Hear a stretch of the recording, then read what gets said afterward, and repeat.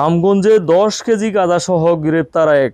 লক্ষ্মীপুরের রামগঞ্জে 10 কেজি গাঁজাসহ এক মাদক ব্যবসায়ীকে গ্রেপ্তার করেছে থানা পুলিশ। মঙ্গলবার 9 জুলাই রাত 10:30টায় রামগঞ্জ পৌর 1 নং সোনাপুর এলাকা থেকে গ্রেপ্তার করে মাদক ব্যবসায়ী সালাউদ্দিন প্রকাশ মোনাকে। গ্রেপ্তারকৃত সালাউদ্দিন সোনাপুর এলাকার মকবুল আহমেদের ছেলে।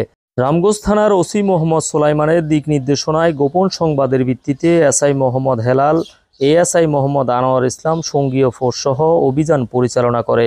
রামগঞ্জ পৌর 1 নং ওয়ার্ড সোনাপুর স্বর্ণকার বাড়ির পাশে মকবুল আহমেদের বসতঘরের পূর্ব পাশে লাড়কির নিচ থেকে 10 কেজি গাঁজাসহ পালিয়ে যাওয়ার সময় মাদক ব্যবসায়ী সালাউদ্দিন প্রকাশ মোনাকে গ্রেপ্তার করে পুলিশ। পুলিশ জানান, মোনা দীর্ঘদিন মাদক ব্যবসার সাথে জড়িত।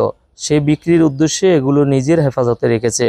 গোপন সংবাদের ভিত্তিতে আমরা তাকে 10 কেজি গাঁজাসহ গ্রেপ্তার করি। উদ্ধারকৃত গাঁজার মূল্য আনুমানিক 4 লক্ষ টাকা।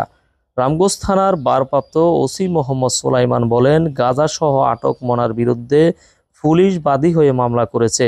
তাকে গ্রেপ্তার দেখিয়ে লক্ষ্মীপুর আদালতে সোপর্দ করা হয়েছে।